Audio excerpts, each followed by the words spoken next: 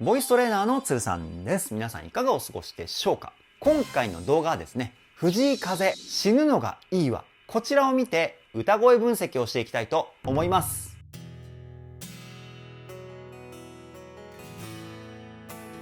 鶴さんのボーカルルーム。さあ今月はですね、藤井風歌声分析動画強化月間ということでですね、今回で第5弾ということで、皆さんからいただいたリクエストの中から死ぬのがいいわ、こちらをですね、歌声分析していきます。いや、藤井さんの楽曲はどの曲を聴いてもですね、すごいところがいっぱいありますし、魅力満載なので撮影が楽しいですね。そして今回死ぬのがいいわ歌声分析したんですけれども、歌の表現が化け物でしたね。一曲を通しての声でできる表現を全部やってるんじゃないかっていうぐらい多彩な声の使い分け、ここがですね素晴らしすぎました。その辺をどこよりも丁寧に、そして細かくをテーマに歌声分析しておりますので、ぜひ動画の最後までお付き合いよろしくお願いします。そして藤井風歌声分析動画強化月間に伴い、今までに公開した藤井さんの歌声分析動画をまとめた再生リストというものを作りました。今回の歌声分析動画を見て、他の歌声分析動画も気になるっていう方はですね、概要欄に URL を貼っておきますので、ぜひチェックよろしくお願いします。鶴さんのボーカルルーム、こちらのチャンネルは私鶴さんが現在気になっているアーティストの魅力をボイストレーナー目線で伝えるリアクション動画と歌声分析動画をメインで公開しているチャンネルです。今の話を聞いて気になった方はぜひチャンネル登録高評価よろしくお願いします。それでは早速、藤井風死ぬのがいいわ歌声分析 GO!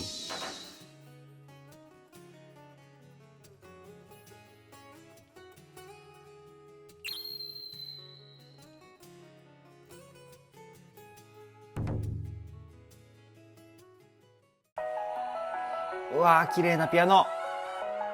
うわー、いい。めちゃくちゃ綺麗なピアノの音色から藤井さんのですね、声に息の音を混ぜた歌声、ウィスパーボイス。この流れやばいですね。やっぱりウィスパーボイスって僕の中では藤井さんの歌声の魅力の代名詞かなっていうふうに思うんですよね。ものすごく優しくて幻想的な歌声ですよね。藤井さんの歌い出しからもう一回聞いてみましょう。ほらほらほら。うわっ、はーはーはー、ここの音がめちゃくちゃおしゃれですよね。いや、まさに才能の塊ですよね。次いきますよ。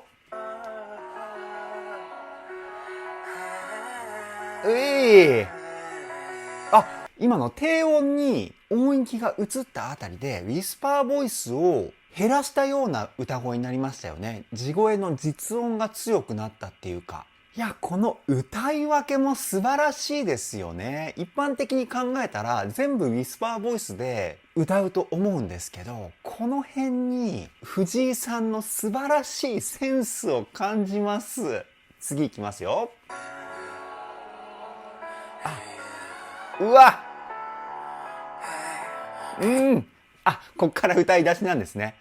そしてやっぱりね、音域が広い。最近の日本のボーカリストの主流としてはハイトーンボーカリストが多いんですけど、藤井さんの声の魅力は幅広い音域と安定感があって聞いたらホッとする低音域、ここが魅力だと思うんですよね。素晴らしい歌声、魅力がやばいですね。じゃあ歌い出しからいきましょう。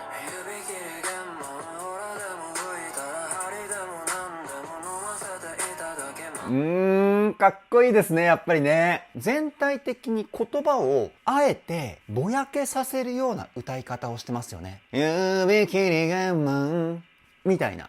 口をあまり大きく広げていないのかなっていうふうに思います。逆に言葉をこのぐらいぼやけさせることによって藤井さんの歌声に引きつけられますよね。で、声の響きのバランスとしては、声の太さだったり声の音圧をコントロールする肺の中の空間、胸腔共鳴と声の音色だったり高い声を出す時のアプローチを作る鼻の中の空間、鼻腔共鳴、この2つが中心ですね。比重としては肺の胸腔共鳴の響き、こっちの方が多いと思うんですけど、その辺注目してもう一回聞いてみましょう。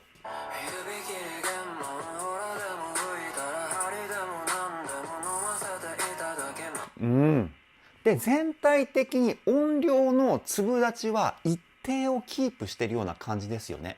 ここの音が強い、ここの音が弱いとかそういうことではなくて、全部の音量が一定というか、すごい聞きやすい雰囲気を藤井さん作ってると思います。次いきますよ。やばくないですかこの低音。Monday。僕もね、出るっちゃ出るんですけど、低音のね、心地いいビリビリとした響きが出ていますよね。これどうやって出してるかっていうと、先ほどと同じようにですね、胸と鼻の響き、ここは変わっていないんですけど、声を出す時のイメージとしては、胸で作られた声を全部鼻に入れる、そういう低音の声の出し方なんですよね。そうすると、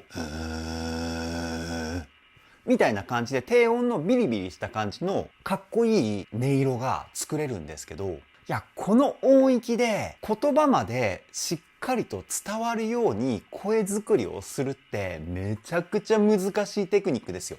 もう一回聞いてみましょう。ほら。サンデー。みたいな感じで、サンデーからジリジリジリって音だけに変わってますよね。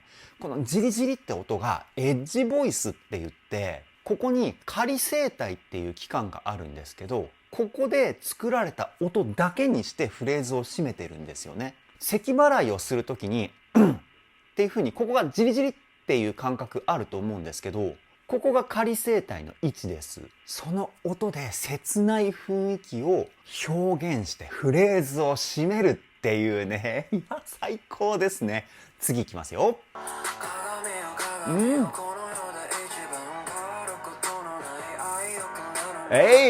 で、ここも最初の歌い方に戻して歌ってるっていう感じですかね。鏡よ鏡よ。みたいな。こんな感じかな。うっすら入ってるウィスパーボイスがやっぱりね、魅力的ですよね。もう一回聞いてみましょ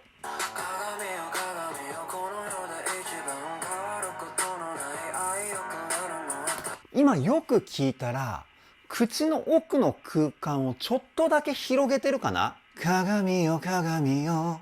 みたいな。なんかこっちの方が藤井さんの声の雰囲気に近いですよね。口の奥を広げることによってウィスパーボイスのこの息の音をふわっと表現してるってことかな。一番最初の歌声と少しだけ雰囲気変えてきたんですね。なるほどね。この細かい表現力素晴らしいですね。次いきますよ。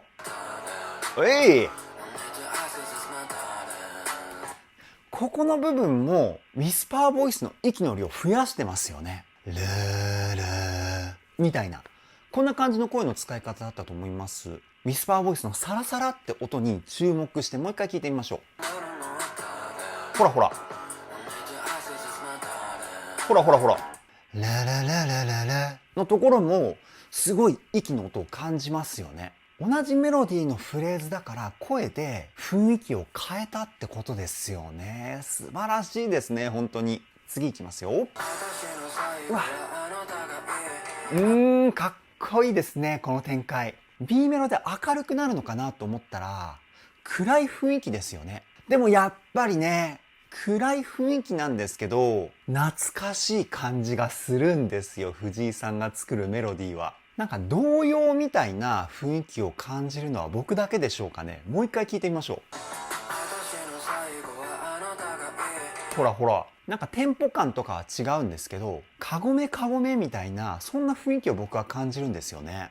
懐かしくもあり、メロディーもかっこよくもあり、で、歌声も最高っていうね。次いきますよ。うわ！死ぬのがいいわ。ここのメロディーの流れがですね、個人的にすごく斬新な流れで、この上昇具合がですね、たまらなくかっこいいですね。で、やっぱり藤井さんのこの高い音に行く時のしゃくり。これがね、すごいかっこいいんですよ。しゃくりって目的の音に対してちょっと下の音から入ってクイってしゃくり上げるように歌うテクニックなんですけど、いいわのここでね一瞬スピード感が出るんですよね。これがねかっこいいんですよ。もう一回聞いてみましょう。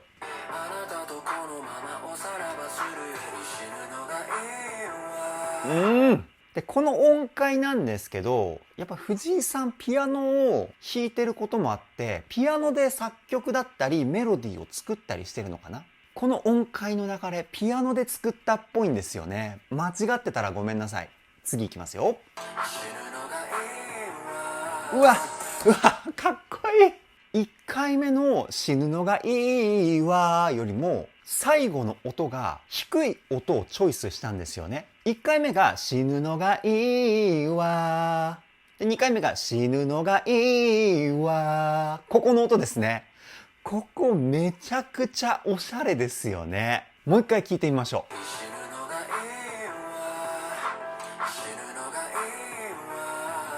ほら、うわーとか、ここのフェイクもめちゃくちゃかっこいいしね。今のすごい複雑なフェイクは、ちりめんビブラートって言われる、あーっていう風に細かく揺れるビブラートをしながら、あーっていう風に音を動かすんです。これをミックスさせることによって、あーっていう風に細かいフェイクが完成するんですよね。超高等技術ですよ、これ。次いきますよ。でミュージックビデオの作りもこのモノクロな感じがすごく引き込まれますよね。これは後半になるとモノクロからカラーとかになったりするのかな。そういった部分も楽しみですね。次いきますよ。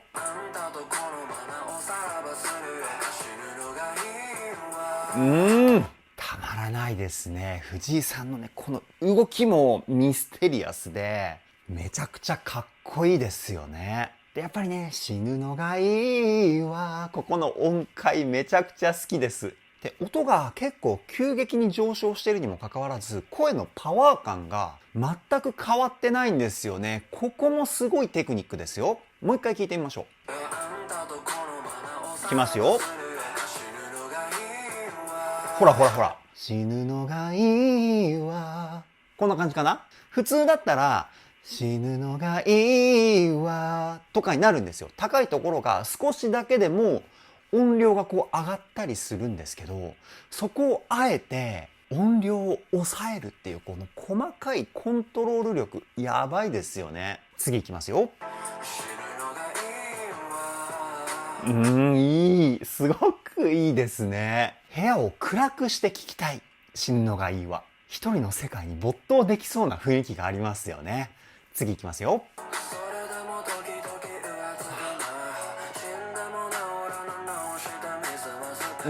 ここで明るくなるんですね。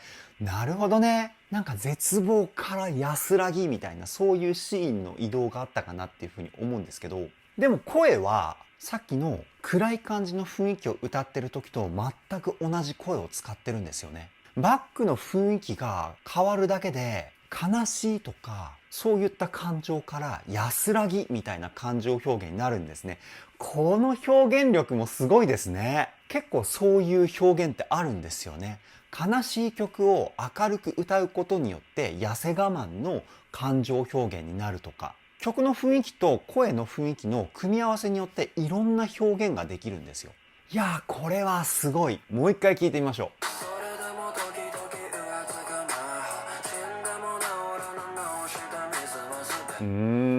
最高ですね。次いきますよ。わあ来た来た来たすごいね。最後のベイベーみたいな、僕うまくできないですけど、なんかあくびをしながら声を出したような歌声でしたよね。で、あくびをする時っていうのは喉の空間がものすごく開くんですよ。歌ではこの喉の状態が一番いい状態って言われています。藤井さんのね2回目のベイベーのところ、あくびの喉を使ってます。そこ注目してもう一回聞いてみましょう。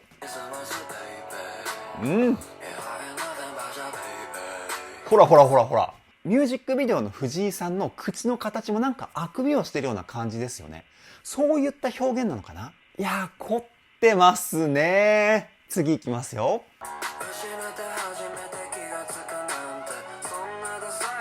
はい。ここで使ってるウィスパーボイスの表現って寝起きの声みたいな表現なのかな。それだとさっきのベイベーであくびの時の表現がすごく腑に落ちるというか、で今はウィスパーボイスの声から始まって少し強めな地声に移動しましたよね。音域が高いところ、もう一回聞いてみましょう。ほらほら、そんなダサいことのあたりでウィスパーボイスの音を使わずに地声の輪郭をくっきりさせたような歌声になってますよね。この部分で強い気持ちを表現したような歌い方になってます。次いきますよ。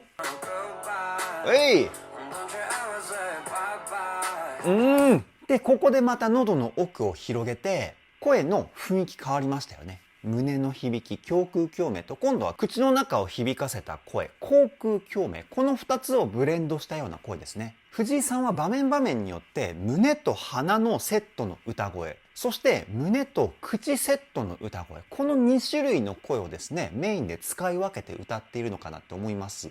そこに対してウィスパーボイスの音を足していたり、フレーズの頭にエッジボイスを入れていたりね、この声の使い方が多いんじゃないかな。今のポイントはですね、先ほども言ったように胸と口、こちらを中心にした歌声です。もう一回聞いてみましょう。いいね。グッバイみたいな感じの声ですよね。いや、すごくいい声。次いきますよ。ここに戻るわけね。曲の展開が早いですよね。で、セクションとセクションの切り替わりがめちゃくちゃはっきりしている楽曲かなっていうふうに思うんですけど、これはですね、セクションが変わるタイミングで転調っていう技法が使われています。これ作曲の段階での技法ですね。転調っていうのは曲中にキーが変わることを転調って言います。で、キーっていうのは何かっていうと、音階のことで、これね、毎回ごめんなさい説明してるんで、もう覚えちゃった人もいるかもしれないんですけど、例えば、ドレミファソラシドっていう音階をメインで使う曲だったら、これが曲中にですね、違う音から始まるドレミファソラシドの音階をメインで使ったキーに変化する。これが転調ですね。転調したタイミングでものすごく曲の雰囲気がガラッと変わるんですけど、代表的な例だと最後の大サビでキーが1音上がるとか、これも転調ですね。今回の藤井さんの死ぬのがいいわではそういったキーが上がるとかいうタイプの転調ではないんですけど、各セクションの切り替わりでキーが変わってるんですね。もう一回聞いてみましょう。イエイイエーから私のところで雰囲気がガラッと変わりましたよね。ここが転調したタイミングです。藤井さんの楽曲がですね、ものすごくクオリティが高すぎてですね、最近は歌声分析が7割の3割ぐらいが音楽理論解説みたいな感じになっちゃってます。申し訳ございません。少しでもね、藤井さんの楽曲の作り方が超ハイクオリティだっていうことを僕は皆さんに伝えたくてこういった内容になってるんですけど、いや本当にすごいですよ藤井さん。次いきますよ。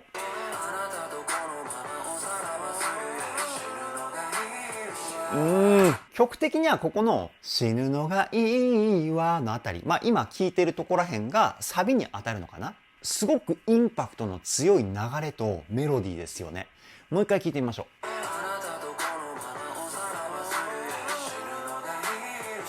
う。前半は淡々と歌ってる感じなんですけど、死ぬのがいいわでこうググッと引きつけるようなパワー感ありますよね。ここがすごいかっこいい。何回言うんだっていう感じですけど、何回も言っちゃうぐらいインパクトが強いんですよね。素晴らしすぎます。次いきますよ。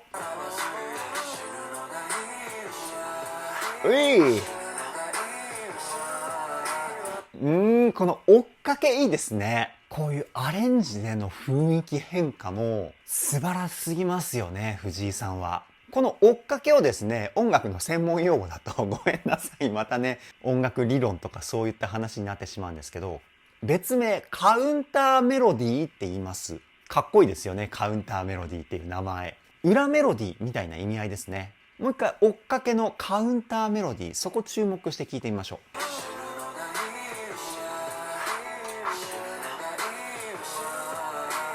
う。かっこいい。2回目のカウンターメロディーのフレーズめちゃくちゃかっこよくないですか？死ぬのがいいわ。この音ですね。いや、この切ないフレージングがですね、めちゃくちゃかっこいい。僕こういう音階好きですね。暗い感じの音階。マイナースケールって言うんですけど、暗い音階。もうそのままの意味ですね。昔からこのマイナースケールっていうね、音階が僕はめちゃくちゃ大好きで、よくね、暗い曲ばっかり聴いていたんですけど、なんか暗い曲っていうと、イメージ悪いですかね。だいたいね、ロックとか R&B とか、そういった暗い音階を使う楽曲って多いんですけど、僕はね、今回の死ぬのがいいわもね、めちゃくちゃドンピシャで大好きですね。いつもリクエストありがとうございます。次いきますよ。お、ハモリが入ってきましたね。そういったボーカルアレンジで雰囲気を変えていくっていう感じなんですね。いや、この発想力最高ですね。もう一回聞いてみましょう。このあんたがいいのよのところからハモリが入ってくるのがポイントですよね。最初はハモリが入っていないじゃないですか。多分初めて聞いた時ってまた同じメロディーの繰り返しなのかなって一瞬思うと思うんですよ。でもハモリが入ってきておってなりますよね。繰り返しじゃないみたいな。こういったところに僕は聞き手側の藤井さんからの気遣いみたいな気持ちを感じますね。少しでも楽しく、そして曲に没頭してほしいっていう気持ちが現れてるのかなってね。いや、これを楽曲で表現できるっていう時点でものすごいハイレベルなんですけど、アイデアが尽きることがないっていう風に思わせてくれますよね。次いきますよ。ほらほらほら。上ハモリがずっと入ってますよね。最初のワンポイント以外は。いや、このハモリが入ってから盛り上がった感じ、かっこいいですよね。もう曲が始まってからずっと違う種類のかっこいいがこう続いてるんですよ。同じメロディーでも違うアレンジで違うかっこよさを表現してるっていうか。いやー、最高すぎます。次いきますよ。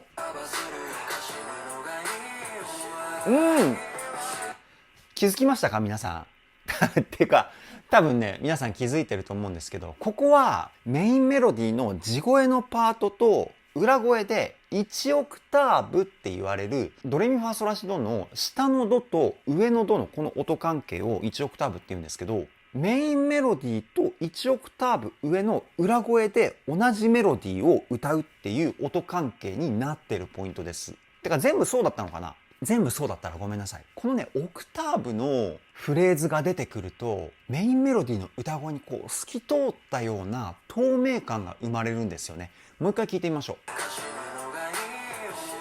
ほらほらほら。よく聞くと、死ぬのがいいわっていうフレーズが入ってるんですよね。死ぬのがいいわの頭から2回目の最後まで聞いてみましょう。ほらほらほら。やばいね。フレーズが畳みかけてきますね。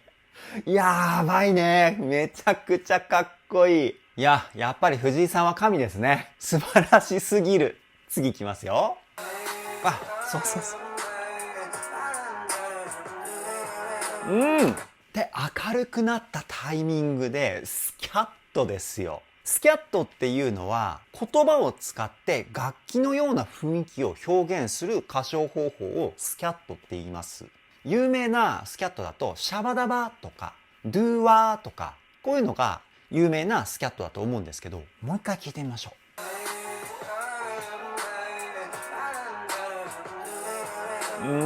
う。かっこいい。R&B な感じの楽曲の雰囲気に対してファンクな感じのスキャット。この組み合わせね、僕大好きですね。次いきますよ。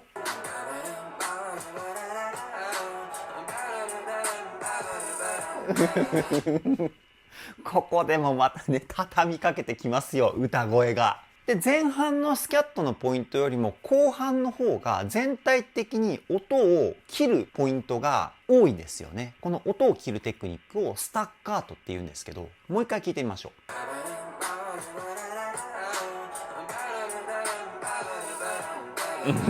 かっこいいかっこいい。で、ここでもオクターブで歌ってますよね。メインメロディーに対して1オクターブ上の裏声がいます。いや、これこの後どう展開していくんだろう。めちゃくちゃ楽しみです。毎回藤井さんの楽曲って後半に行くにつれて楽しみって気持ちがどんどん溢れてくるんですよね。次いきますよ。うい、ずっとスキャットが続くんですね。でも最初のスキャットのところとメロディーが変わってきましたね。こう音域が全体的に上がったというか、じわじわとこうね、音域が上がることによって、またね、こう、明るい響きがさらに増幅したっていうか、このままどんどん音域上がっていくのかな。次いきますよ。あ、下がってね。いやー、この最後は力強い感じの歌い方になるんですね。もうテンションが上がりすぎてね、身振り手振りがものすごく力強いことになっちゃってますけど、今度は声のパワー感での盛り上げ。いや、表現方法が無限ですね。素晴らしすぎる。もう一回その声のパワー感の上がる流れに注目してもう一回聞いてみましょ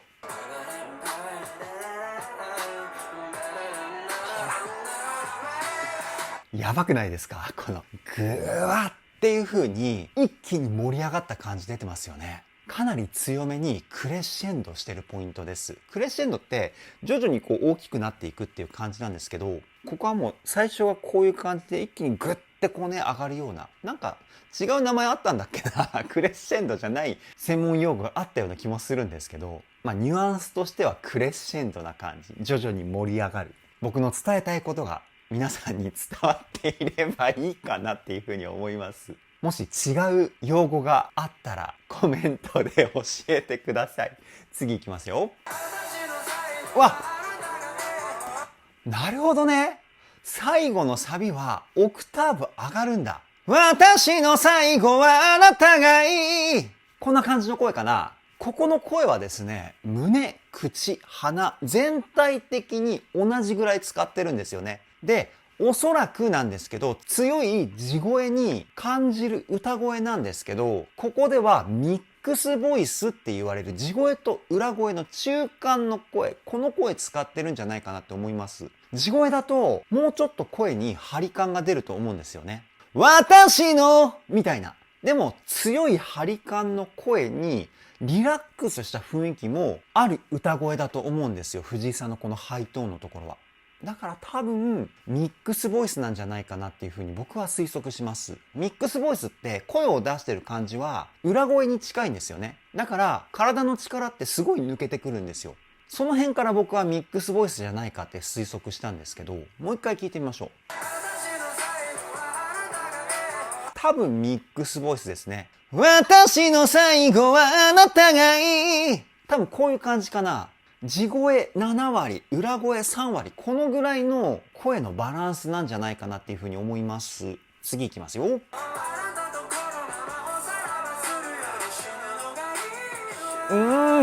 いや、地声から裏声に切り替わるポイントめちゃくちゃ綺麗ですね。死ぬのまでミックスボイスで、がいいは、ここが裏声かな？もう一回聞いてみましょう。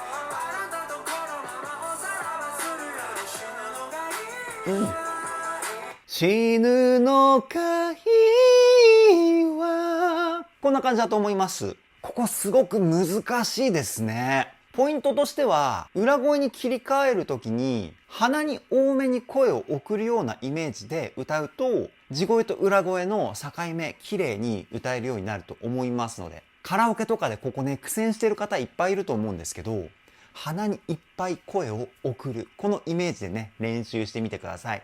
次いきますよ。いい、最高すぎますね。次いきますよ。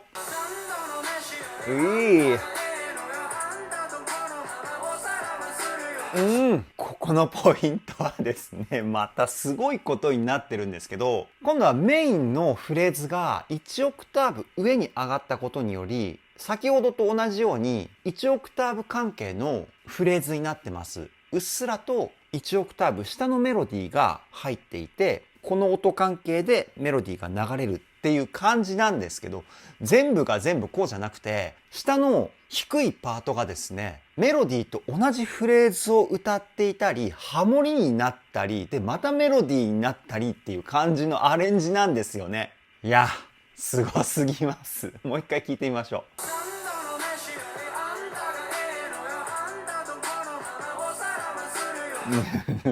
最初の3度の飯より、ここが同じメロディーを歌ってます。で、次のあなたがいいのよのところがハモリになって、で、次のあんたとこのままかながまた同じメロディーを歌っていて、次のおさらばするよかのところでハモリになってるんですよね。この交互に同じメロディー、ハモリ、同じメロディー、ハモリみたいな感じのアレンジになってるんです。やっぱ発想力がいい意味で独特で素晴らしいですよね。最後の大サビだったら全部ハモって盛り上げた感じっていう風に表現するアレンジが多分ね 99% だと思うんですけど、やっぱりこういうところが天才なんだなっていう風に思います。次いきますよ。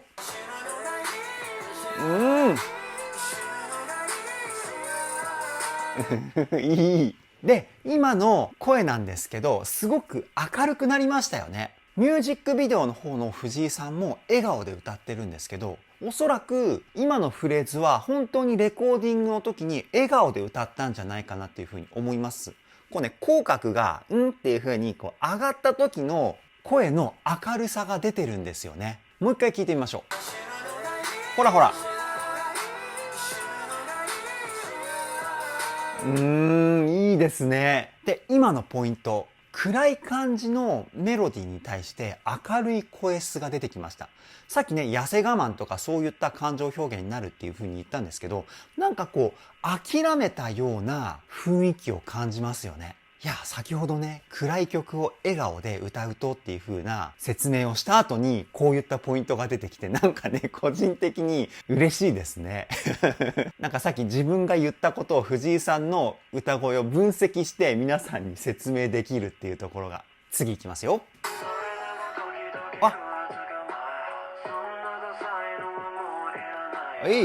で、ここでラジオボイスみたいな声になってると思うんですけど、この声はですね、レコーディングをした後の音質加工の段階でディストーションっていう音質処理がされます。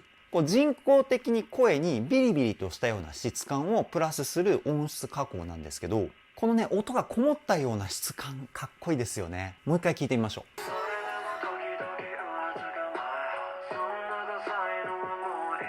いや、いいですね。最後の最後までかっこいいっていうね。さすが藤井さん。次いきますよ。この最後のね、溜めた感じもまたかっこいいですよね。リズムコントロール力も抜群ですからね、藤井さんは。じゃあ最後までいきましょう。これで終わるっていうね。なるほどね。いやー、今回も最高でしたね。以上、藤井風、死ぬのがいいわ。歌声分析はここで終了です。いやー、もうね、ハイクオリティすぎました。歌声の使い分けもものすごく多彩だし、楽曲構成もですね、ものすごく複雑な感じにしてるのに、それを感じさせない親近感が湧くような曲の雰囲気だったり、さすが藤井さんだなっていうふうに思いました。藤井さんの楽曲を聴けば聴くほど藤井さんの凄さがわかるので、本当に藤井さんの歌声分析動画を撮影するのがね、今ね、すごい楽しいですね。これからも藤井風全力で追っていきたいと思います。それでは今回の動画はここで終わりです。動画の内容を気に入ってくださった方はチャンネル登録、高評価よろしくお願いします。ではでは、ボイストレーナーの鶴さんでした。